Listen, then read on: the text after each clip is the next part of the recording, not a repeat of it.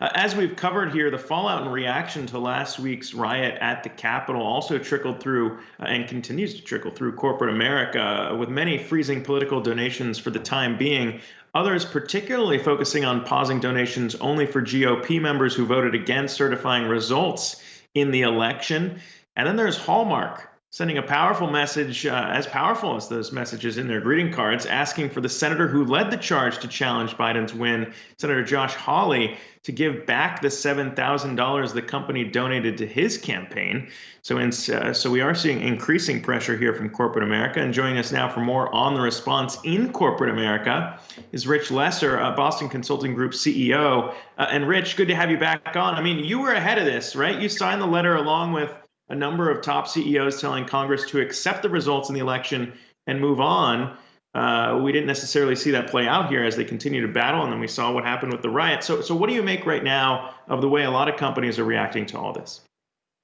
I think companies are really struggling with exactly how to calibrate their responses.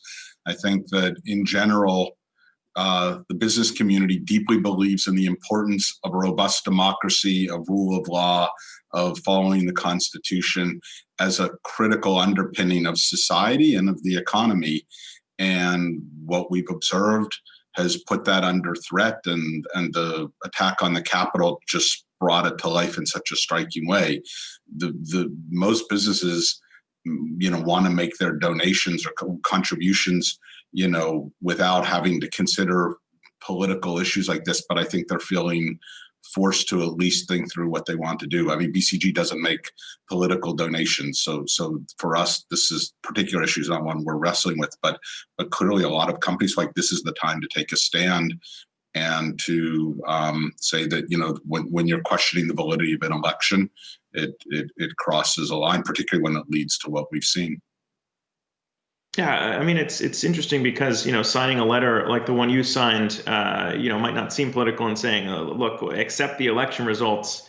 They are what they are. But there's a lot of things in the time we're in right now that might not seem political, but inevitably being judged as so, particularly when it comes from brands or corporations here. So what's kind of maybe the temperature check that you're hearing from corporate leaders who may have also signed the letter you signed, urging Congress to accept the results? So what are you hearing from them as they maybe look ahead to the incoming administration in terms of maybe where they would throw support behind some of these policy goals, and how now the conversation changes in corporations putting support behind some of these things?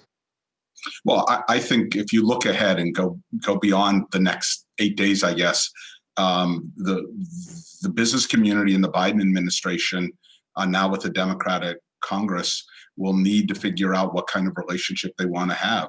And there's real potential for it to be a positive one, but it's not without challenges. On the positive side, there are topics around infrastructure, the digital divide, getting a good trade policy in place, immigration.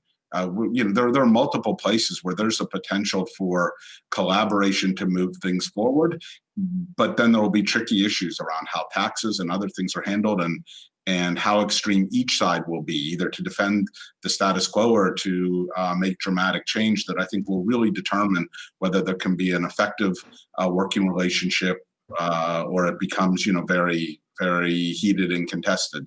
So I think that's all to be determined.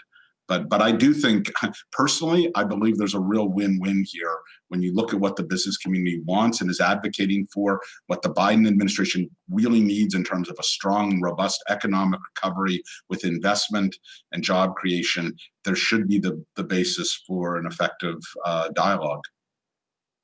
Yeah, and we're going to be getting into that win-win, particularly when it comes to the climate change policy proposals later on in the show. But particularly here, I guess it's a bit different than some of the other coming together as we've seen in past election cycles, because now we're dealing with this strange kind of historic precedent here in the president being impeached potentially for the second time. That's a first. But also maybe the way that a lot of people who had supported the president here, maybe in political donations, now walking back that support and kind of dealing with the awkwardness of maybe now having to address some of the things that the movement that we saw play out in the Capitol last week, now having to distance themselves from that. So when it comes to maybe bringing both sides together here to achieve some of the goals this country has, that companies have, how difficult is that, and how much more difficult maybe does it become to bring both sides together in corporate America to achieve some of those policies? Well, look, first of all, I think where corporate America will come together is in supporting the transition, in supporting and wishing for the success of the next president.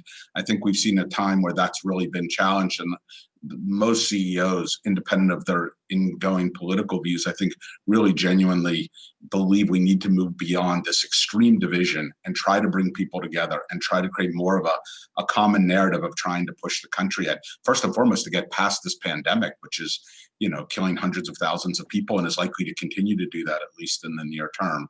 Then when you get to policy issues, of course there are going to be disagreements. And as you rightly added climate to the list I gave, I do think there are places for compromise in moving forward. It's going to be complex. It's not just business and the presidency. It's a very, very divided Congress. And whether they can work together to get things done, I think is really an outstanding question after all that's gone on, not just in the last week, but over the last few years. Yeah, I know a lot of our viewers are welcoming the shift back to the policies themselves and what can come through the political process rather than maybe the dramatics that we've seen play out here in recent days. But Rich Lesser, Boston Consulting Group CEO, appreciate you coming back on here. Be well.